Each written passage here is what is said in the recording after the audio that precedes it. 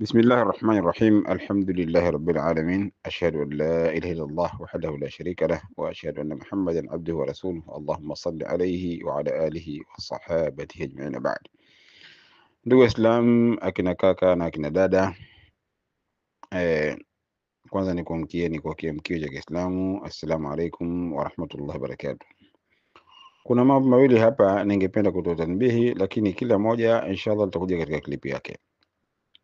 Kwanza tuanze na klipu hii kwa kutoa tanbihi.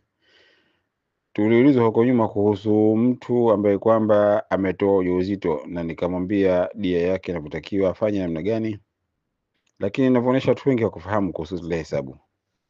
Wengine waliona kama nimekosea kitu gani. Hakuna makosa, lakini labda nilitumia njia ya kukuzungusheni. Kwa hivyo bora leo nikupe njia ya shortcut ili kufahamu. Lakini kwanza nikushereheshe njia ile ile.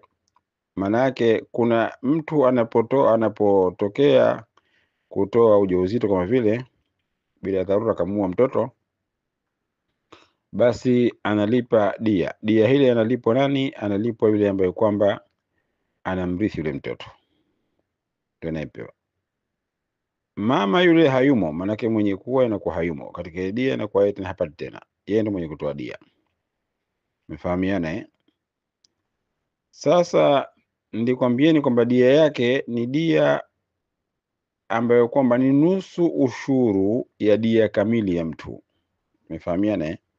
Nusu ushuru ya dia kamili ya mtu.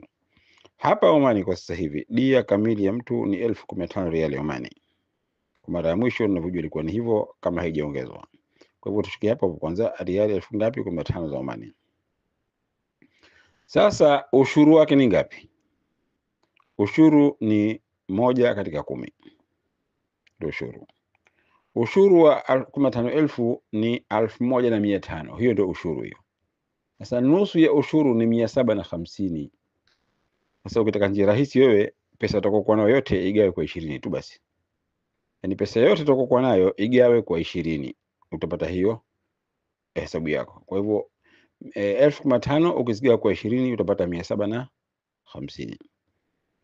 Na kwa asili hii kama sijui kama nilizungumza huko, si kwamba ilikuwa ni hivi, ni kwamba ilikuwa inatazamwa kima cha mtumwa mwanamke na mtumwa mwanamume, lakini huko sasa tunakupelekeni mkajizonga tena. Haja yangu ni kuwekeni sawa hesabu tu, hesabu ya hizi pesa hizi ni sawa sawa hivyo ni hivyo.